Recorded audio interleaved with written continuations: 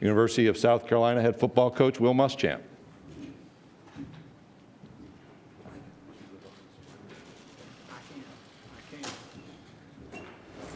Commissioner, thank you very much. When I first got in the Southeastern Conference, Commissioner Sankey was head of compliance. And every time you'd call him or email him or text him, he would answer, or if he didn't answer, he would respond to you very quickly. And now as commissioner, if you call him, he answers, or if you don't get the call, he's going to call you back, he's going to text you back or email you back. And you may not always like the answer he gives you, but he certainly is doing that, and I appreciate the job you do and understand how difficult your job is.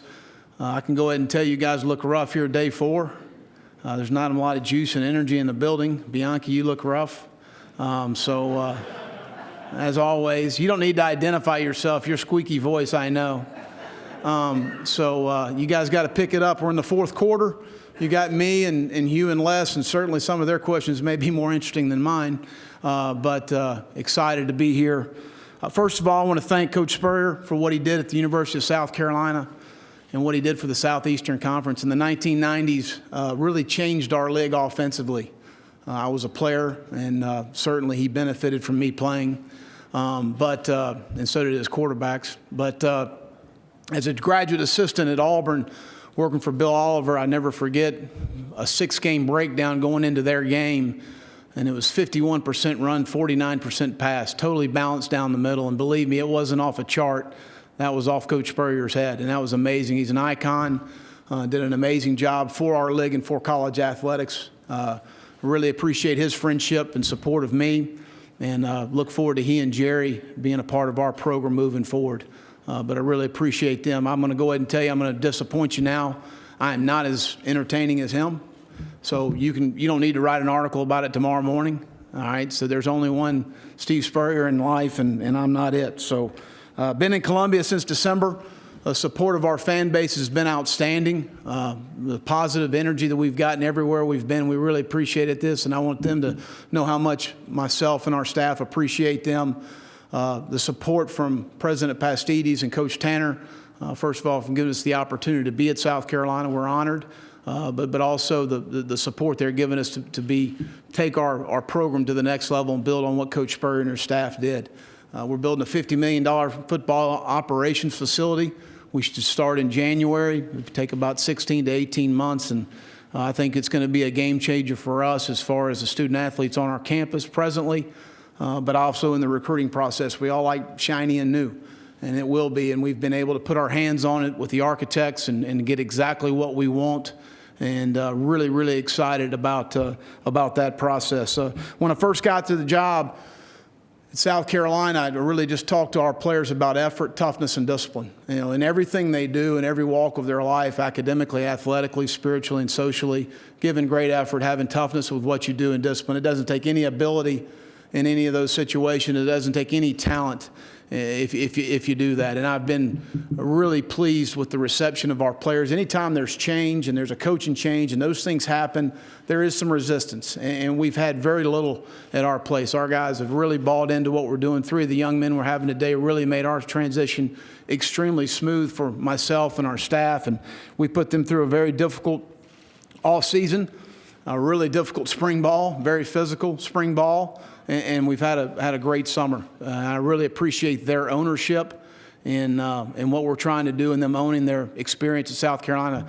This June, we took our team to Fort Jackson, which is since 1917 has trained over 5 million Army troops as far as in the United States of America. It was a team building exercise, but more than anything, it was an amazing experience for our players and the appreciation of the United States military and what they do for our country. But a lot of good team building that night. I don't know that if I'd have taken other teams over there, we'd have gotten the same results. And it was an amazing night for our guys, and a great experience for our young people.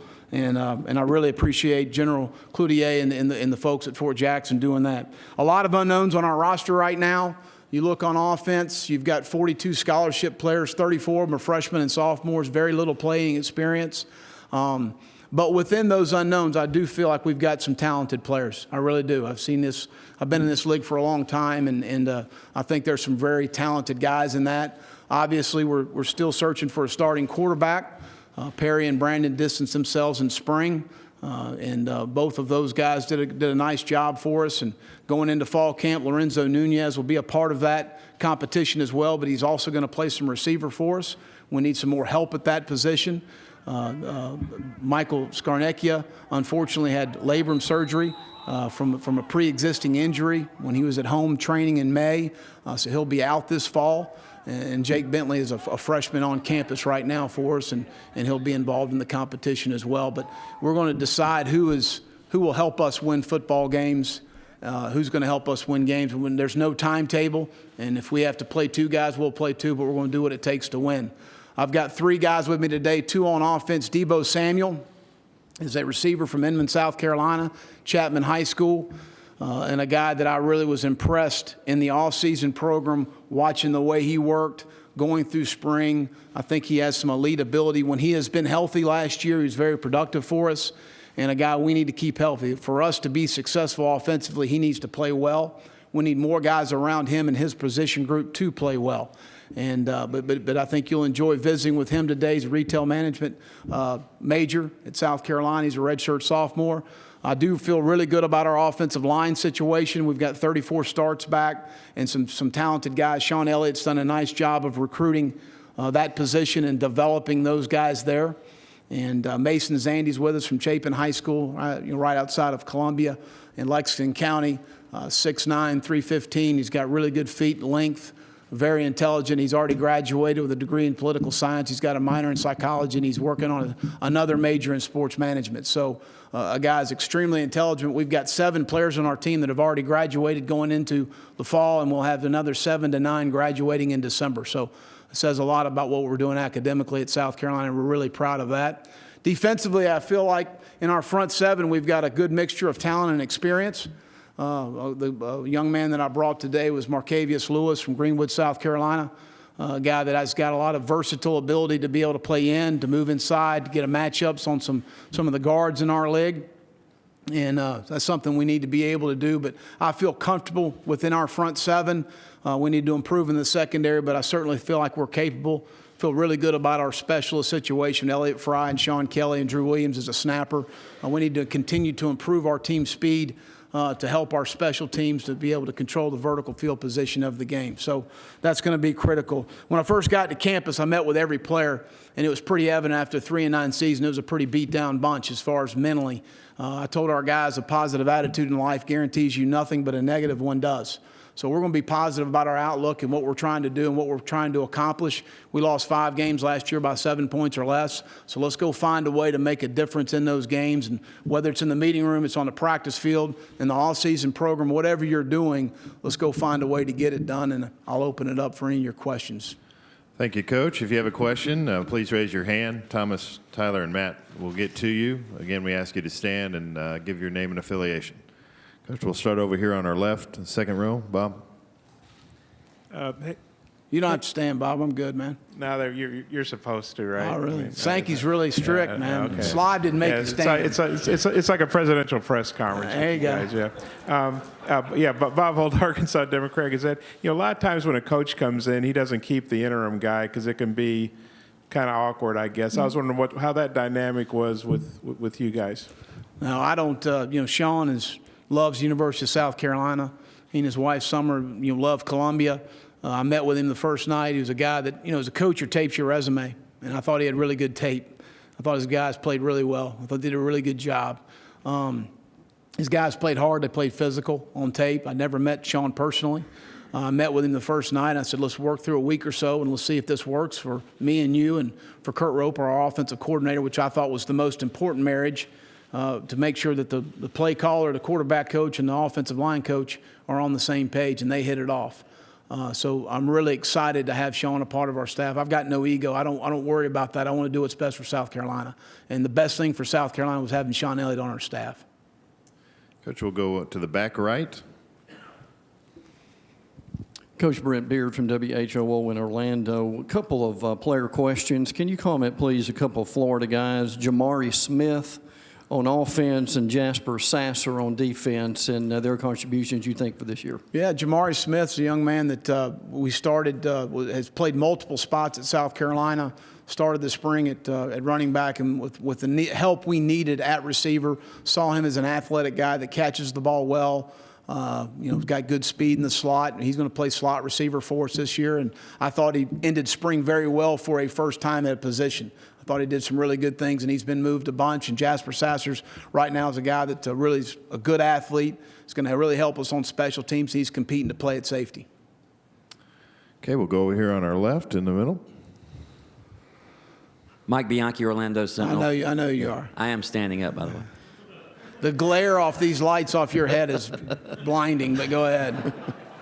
Coach, a lot of people say that even though you didn't win a lot at Florida, Florida's better off for you having been there. Do you believe that? Why? And also, is it going to be harder to win at South Carolina than Florida? I'll start with the second question. I don't think so. I think at the end of the day, Coach Spurrier and his staff have brought this program to relevance nationally, and that's what we plan on building on that. So I don't think so at all. I think within a 5-hour radius of our campus, we can recruit good enough players to win the East every year. I also believe with having an airport where people are able to fly into, having Columbia, I think is a huge selling point for us. For a young man to want to be a part of what we're doing at South Carolina on top of the operations facility, I think everything's pointed up for us. Again, I had a great run at Florida. I have great friends at Florida within the administration, Jeremy Foley, the people I've worked with, the community, the players. I have nothing but fond memories. I don't get into the negative part of how it ended. That's part of our profession. Things didn't work and a decision was made. Doesn't mean you have to agree with the decision. A decision was made. I don't think there's any question, not just myself, but our staff had a tremendous positive impact on the University of Florida, and I wish it would have ended differently. Okay, we'll go second row. Pat. Pat Dooley, Gainesville Sun. Will, what was it that you saw in Kurt Roper at Florida that made you want to bring him back to South Carolina? Well, I think, I look at the development of the quarterback position and obviously some guys at Duke and at Ole Miss and the short-term development of a guy like Treon Harris. I thought he did a really good job of giving us an opportunity late in the year, as far as that's concerned. So that, number one. Number two, I think he's a really good play caller on game day. I think in a year of transition, under the circumstances we were in our last year and understanding what was at stake, which he understood what he was getting into, I thought he did a really good job. I mean, we averaged 30 points a game. We played extremely well at times in the season and sometimes still had some deficiencies in some areas. And the last thing is, or second to last thing is, he's a great staff guy. He's an easy guy to work with. He's a guy that you enjoy going to work with every day in the building. He's got a wonderful wife and kids, and he's a wonderful father. So I think all of those things combined make it a really simple hire for me. Also, he coached Connor Shaw at the Cleveland Browns this past year, and Connor Shaw's endorsed him to the South Carolina people as far as a coach and a technician and a guy that's certainly going to help us move forward. And we're very similar schematically to what Coach Spurrier was before. And there's a lot of similarities, a lot of carryover because of Sean and because of just, like-minded thinking as far as Coach Roper's concerned. So I think that that's made our transition offensively much smoother than maybe my situation before. Coach, we'll go over to the right alongside the wall. Hey, Coach. Steve Moulton, 97.7 The Zone out of Huntsville, Alabama. You mentioned Jeremy Foley and your time at Florida. I was wondering if you could talk more about your relationship with Jeremy, and certainly since he announced his retirement coming up in October. Well, he's a young 60-whatever. I don't know what he's going to do. He's a busy guy. But, what a phenomenal job he did at the University of Florida. He gave me a wonderful opportunity and supported us while we were there. He's a friend. I don't look at things like a lot of people think you would view things. I view that your business part of your life and the professional part of your life are two separate things, and you don't let those two things bleed together. And but I know he's a good person. I know he loves the University of Florida, and I wish him all the best. Okay, we'll go in front row here on the left. John Christ, Saturday Down South. Coach, Hayden Hurst is a young man with a very interesting story. He was a minor league baseball player that didn't quite work out for him, and came to your school as a walk-on, earned a scholarship. Now it looks like he's got a chance to be a big part of your offense. So just how unique is his backstory for a player you've coached? Really is. From Jacksonville, Florida, Bowles High School, signed with Florida State as a baseball player and ended up going, obviously, to the Major League Baseball draft. But a guy that's got really good ball skills, very mature, obviously, an older player, and is a really, really good athlete. He's going to be a very difficult matchup for people as far as how they want to count him, because he's a guy that can split out and match up on a safety or a linebacker, but he's also a guy that can play in the box and block at the point of attack and do some things. So, he's a guy that's very, a wide skill set, and he and Casey Crosby both are guys that I'm excited about at that position. Okay, Coach, we'll go back over to the right side, about 3/4 of the way back. Hey, Will. Chip Towers, Atlanta Journal-Constitution. Just wanted You haven't aged at all. Well, thank neither of you. Not like these guys. Go ahead. A really unusual situation that you got another head coaching job. Not only did you get another head coaching job shortly after having one, but in the same league and in the same division. I'm just wondering, what are some things that you specifically learned? Are there some things that you're going to do different at South Carolina, maybe lessons learned previously? Sure. I'm really shocked it took 6 or 7 questions to get to this one. But I think this answer could go a long time, but I'll put it in a nutshell. At the end of the day, we played well on defense over a 4-year period. Over a 4-year period, we played well on special teams. It is somewhat ironic, a blocked punt and where I've ended up. You never know how things happen in life. But for the most part, over a 4-year period, academically, our guys did extremely well. We had an outstanding academic support staff at Florida, but our coaches held our guys accountable to do the right things and make good decisions. Our guys made really good decisions on and off the field. Our community service was voluntary when I was there for the most part. I think we recruited very good players. In the last 2 drafts, Florida's got the most people drafted in the Southeastern Conference, combined from the last 2 years. 4 first-round draft picks. So really, it comes back to offense. And that's where, from a practice standpoint, to make sure we're practicing the right way, whether it's staff, scheme, decision-making, whatever, but that falls on my shoulders. And so I'm taking full responsibility of that and making it better in this situation. Okay, we're going to go over here on the left along the near aisle. Well, Josh Kendall with the State. Has watching how Nick has adjusted offensively, even if it's a little begrudgingly, had any impact on you? And have you guys had any conversations about that? Well, we haven't had any conversations, but I think what Nick's done and what we've tried to do, not as successfully, obviously, is adjust to what our players can do. And he's really, did a great job this past year adjusting to, putting in more open sets because it fit his personnel and what they needed to do to be successful and still keep the hard edge mentality that you've got to have in our league.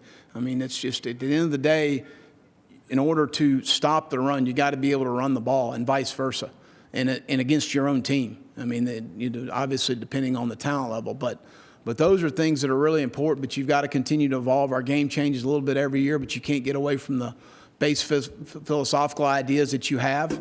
And certainly he has not strayed from that. I do know that, even though he may have gotten to it a different way. Okay, we'll go directly in front of the podium in the front row. Thank you. Corey Miller, Watch Fox Sports. Well, when you're talking about personnel, Bryson Allen Williams, I know played some in the inside. You had him in the inside because Sky was hurt. In the day era of the spread, you talked about having fast switch guys on the outside, more speed. How will you utilize him in that set? Well, Bryson Allen Williams has a very vast skill set. He is a guy that's going to play some inside linebacker for us. He's also going to play on the edge. He'll play some outside linebacker. He'll be a part of a 4-man pass rush game as well because he's got natural ability to turn his hips to the quarterback, flip his hips. He's got natural ability to move his hands and feet at the same time. He can convert speed to power for a smaller man. When I say smaller man, he's 235 pounds. So he has a vast skill set, and we need to take advantage of that. So when we're in some odd fronts, he could be on the edge. When odd fronts, he could be inside backer, and he could be a guy that very similar to Neron Ball, a young man that we had at the University of Florida. The skill sets are very similar. to how we want to try and use him as best we can. But what a wonderful young man to work with every day. He's got a great attitude. He comes to work, bouncing around, and that's the type of young man you want in your program. Okay, we'll go on the right side on the near aisle. Hello, Coach. It's Lonnie Demery, WVLK Radio and Kentucky Sports Report in Lexington. My question to you is, over a 3-year stretch of 11, 12, and 13, South Carolina won 6 games. It was 6-2 in the SEC, which far and away exceeds any other decade and a half span at South Carolina. How different? I know you said that you had the access to recruits in your area, in 500-mile radius in your area, with Clemson being your next door neighbor also. But what do you do? How difficult is it going to be for you to whet the appetite of the fans to return to that stretch that they had in that span? The fans, we've sold out every game. They've been there. Are you talking about from a recruiting standpoint, sir? Winning? Well, again, I think that, you got to do the best you can do with what you have on your roster. I've said that you go into a season, we have a lot of unknowns for us. It's a new staff, it's a new situation. But I think we've got some very talented players in those unknowns.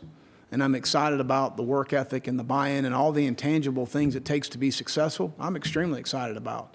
There is no 3-year plan, 5-year plan. We plan to win now, okay? And that's my mentality. And when we make decisions as far as who's going to be the quarterback or who's going to be the running back or who's going to play defensive end, who helps us win right now? That's the bottom line, and that's what we plan on doing. Okay, we'll stay over in the same section. On the aisle again. Coach Dwayne Rankin, Montgomery Advertiser. Just 2 questions. First, just looking back on it now, how would you assess your relationship with Gus last year at Auburn?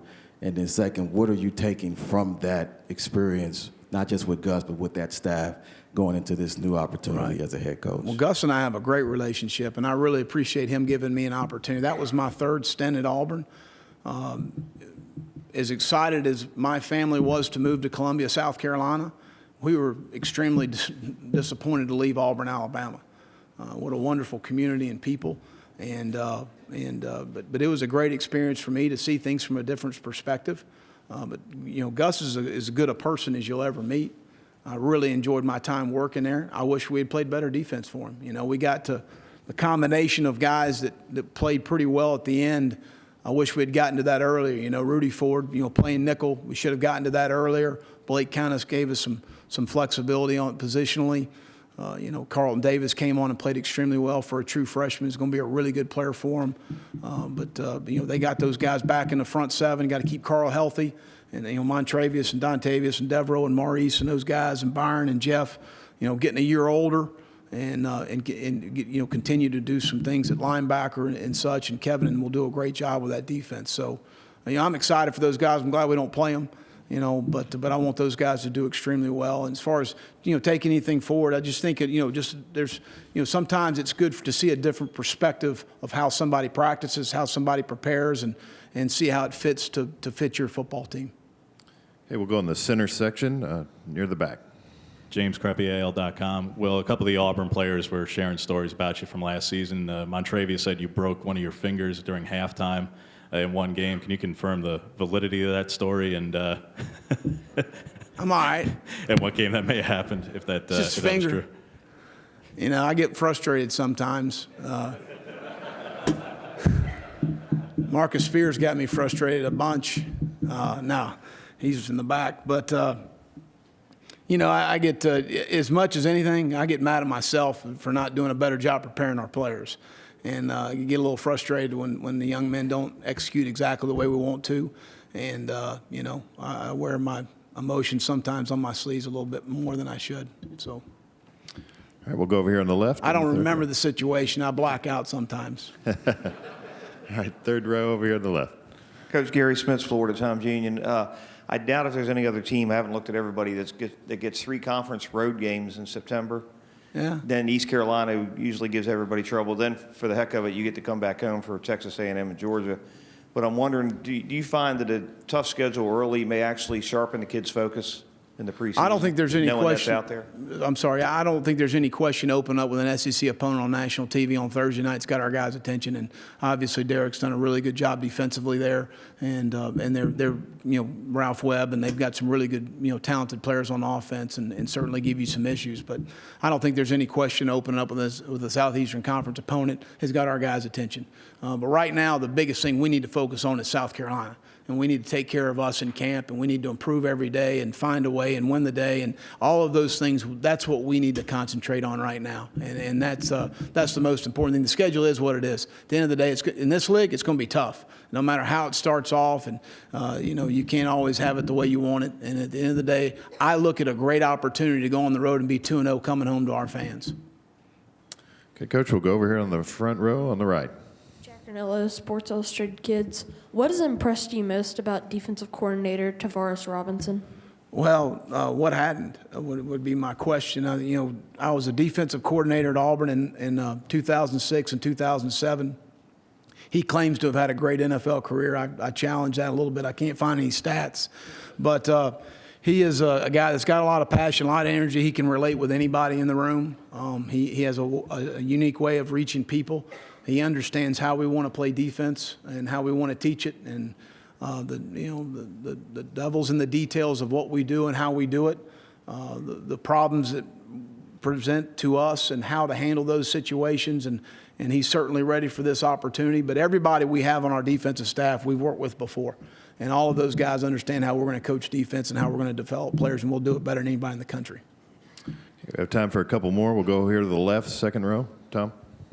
Hey, Tom Murphy, Arkansas Democrat-Gazette. Derek Mason was in here the other day and said that the run-pass conflict makes playing linebacker probably the most difficult position in college. Have you seen that evolved, and your thoughts on the difficulties playing linebacker? Well, I think it's really hard, especially when you're playing zone coverage. You can't put a player in what he's referring to as a run-pass conflict. So don't ask a guy to have the A-gap and have run through in the middle of the field. You can't do both. You can't fake an inside zone. You got three running down the middle. You got to carry the guy. So you got to cancel the gaps. I mean, you can't rob Peter to pay Paul. So at the end of the day, you've got to be able to play man-to-man in a lot of these situations. And sometimes the bad part about that is you may be asking your players to do something they may not be able to do. So then it goes back to matchups. Do you match up well versus some of these guys and what we're trying to do to be successful?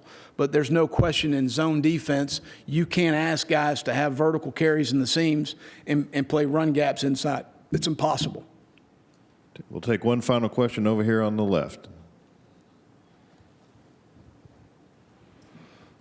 Coach, you talked about the learning question. Is there one thing at Florida maybe when you think back on what you could have done differently, you would have done? Also, do you know Belichick, and have you talked to him about his second job and how he improved after? No, I know Bill very well. I haven't talked about his second job, but we've talked a lot. And I don't know, Mike, that you ever look at one thing and say, this is it. I mean, I know that sometimes it's easy for a story to wrap it in a bow and say, bingo, eureka, here we go. I don't ever think that you point at one thing and say that's what happened. That's good for a story, but that's not necessarily the way it works. Coach Muschamp, for your time. Thank you very much.